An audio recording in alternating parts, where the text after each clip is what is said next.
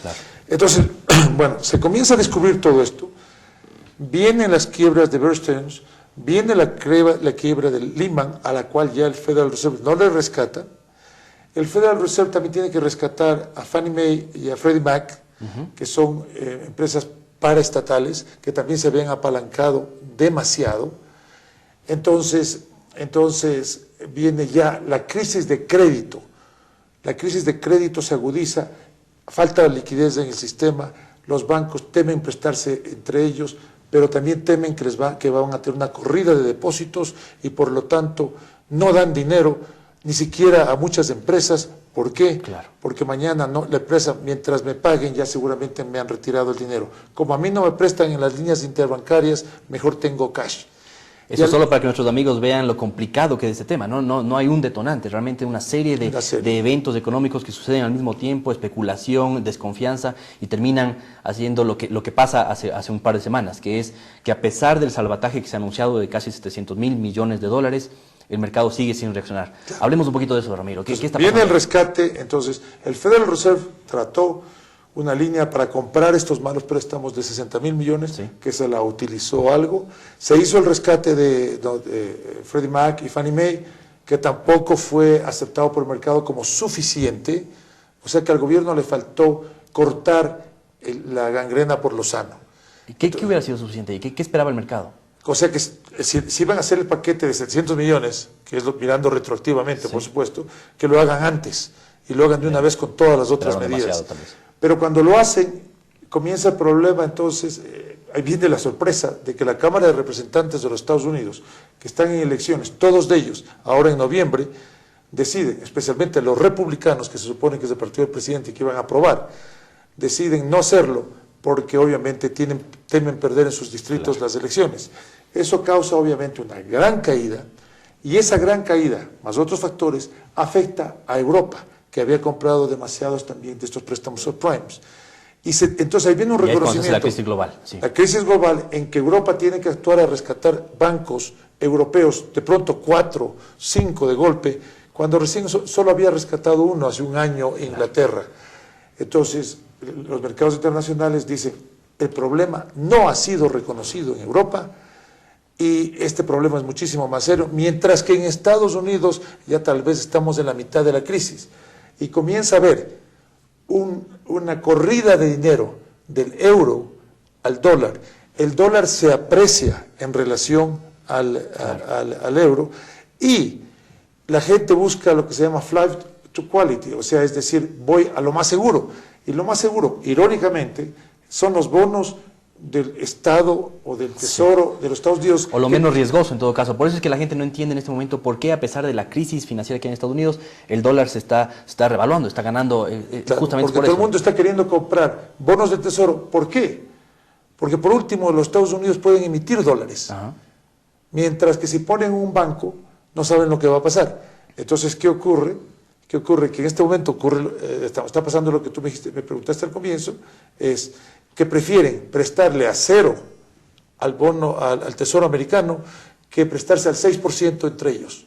¿Por qué? Porque prefieren tener la plata prácticamente en el colchón bank, sí, que prestarle a un banco a una tasa más alta, pero que tal vez no le devuelva. Así es. Ramiro, ¿tú crees, hay un gran debate en este momento a nivel mundial sobre justamente la intervención que hace el gobierno de Estados Unidos en el mercado? Y dice, es una economía supuestamente muy liberal en la cual deberían haber dejado que ciertos bancos de inversión caigan. ¿Qué opinas tú respecto a esto? Porque claro, hay gente que dice, es lo mismo que hicimos en el Ecuador, salir a rescatar bancos con sus diferencias, pero ¿qué opinas sobre lo que está pasando en Estados Unidos y lo que pasó en el año 98, 99 en el Ecuador, perdón, a las distancias? Bueno, yo creo que Estados Unidos hubo un problema de regulación, hubo un problema de autorregulación, y también hubo un problema de lo que se llama el sistema financiero shadow, quiere decir el sistema financiero sombra, sí, donde hay fondos mutuos, hedge funds, private equity funds y una cantidad de instituciones de ese estilo que no estaban reguladas por el sistema, por la regulación normal, como están regulados los bancos comerciales por Basilea.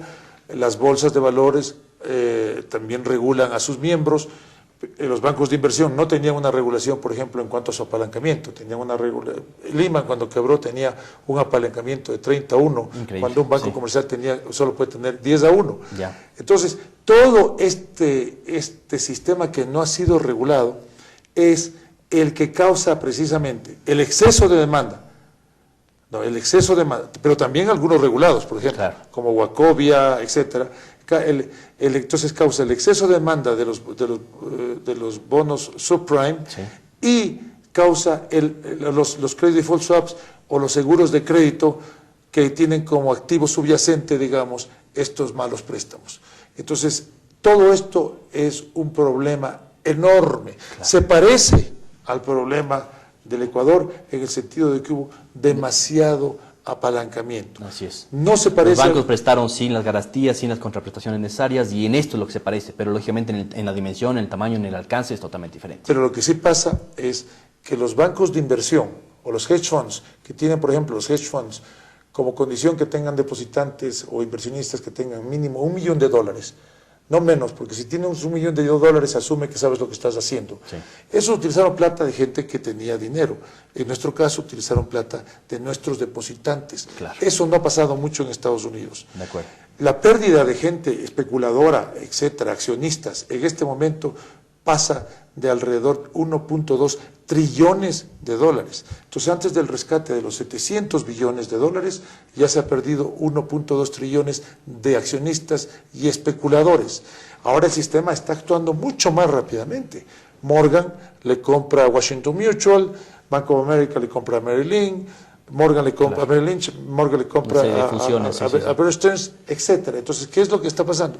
El mismo sistema se está depurando. Wells Fargo se está peleando con Citigroup sobre Wachovia. Wachovia cometió el error, por crecer tal vez demasiado rápidamente, siendo un buen banco, cometió el error de comprarse una institución que estaba mucho dedicada al tema hipotecario, y luego esa es la que le hunde, la que le va haciendo, la que le hace que caiga en manos de otro.